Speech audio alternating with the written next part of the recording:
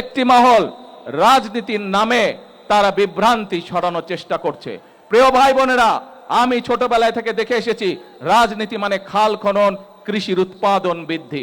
প্রিয় ভাই বোনেরা, আমি ছোটবেলা থেকে দেখে এসেছি রাজনীতি মানে নতুন নতুন মিল কলকারখানা তৈরি এবং কর্মসংস্থানের ব্যবস্থা করা।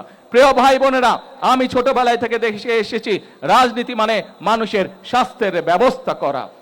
প্রিয় ভাই বোনেরা, রাজনীতি মানে আমি দেখে এসেছি মানুষের নিরাপত্তা নিশ্চিত করা। কাজে এটাই হচ্ছে আমাদের রাজনীতি।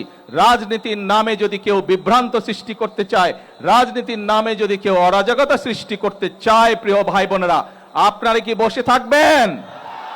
আমরা কেউ বসে থাকবো না। কারণ বিএনপি যে সকল কর্মসূচি গ্রহণ করেছে, প্রত্যেকটি কর্মসূচি হচ্ছে এই দেশের খেটে খাওয়া মানুষের কর্মসূচি। সেজন্যই আমরা আন্দোলন করেছি। আন্দোলনে বাংলাদেশের মানুষ, লক্ষ লক্ষ হাজার লক্ষ মানুষ প্রাণ দিয়েছে, হতাহত হয়েছে। এখন আমরা ৭১ সালে যেমন দেশকে স্বাধীন করেছিলাম, আমরা ২৪-এর আন্দোলনের মাধ্যমে দেশকে স্বৈরাচার মুক্ত করেছি।